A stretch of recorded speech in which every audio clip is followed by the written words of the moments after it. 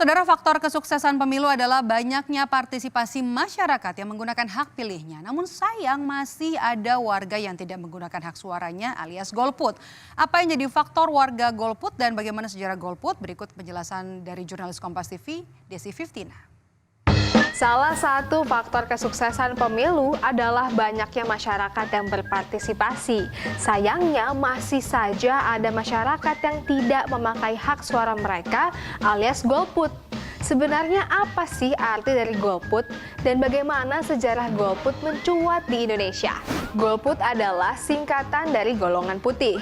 Ungkapan ini merujuk pada tindakan atau sikap sekelompok orang yang tidak menggunakan hak pilihnya dalam pemilu. Golput sesungguhnya mulai menjadi perhatian dalam pemilihan umum 1971.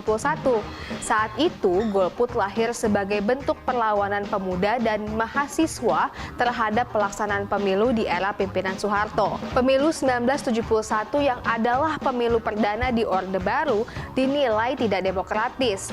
Belum lagi partai politik yang ada pada saat itu diatur secara ketat oleh pemerintah. Bahkan ada yang sampai dibubarkan. Jumlah parpol peserta pun hanya ada 10. Dengan jumlah partai yang sedikit, membuat pilihan calon yang tersedia menjadi terbatas, dan calon yang ada dianggap tidak bisa menampung serta memperjuangkan aspirasi para pemuda dan mahasiswa. Nah, bagi pihak yang dengan sengaja memobilisasi pemilih untuk golput, hati-hati ya, ada ancaman pidana yang menanti. Anda bisa dipidana 3 tahun penjara dan denda paling banyak 36 juta jika diketahui memberikan uang atau materi lainnya agar peserta pemilu tidak menggunakan hak pilihnya. Jika dibiarkan, angka golput yang tinggi mempunyai dampak yang tidak baik. Beberapa di antaranya adalah tingkat golput yang tinggi dapat menghilangkan legitimasi pemerintahan yang terpilih. Kemudian berpotensi adanya manipulasi suara sehingga membuka celah untuk kecurangan pemilu. Lalu angka golput yang tinggi juga bisa menghambat program pemerintah. Tren angka golput dari tahun 2014 ke 2019 mengalami penurunan, walaupun di tahun sebelumnya sempat mengalami kenaikan.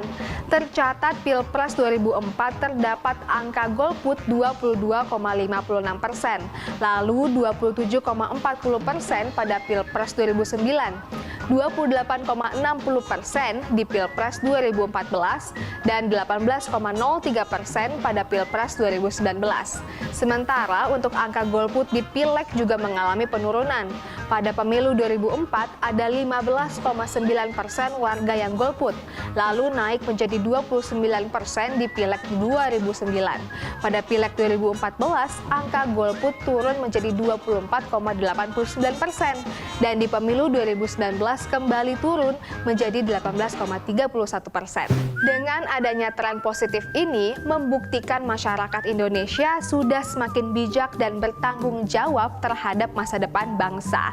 Semoga di pemilu 2024 nanti makin banyak orang yang sadar untuk menggunakan hak suara mereka dan tidak menjadi golput.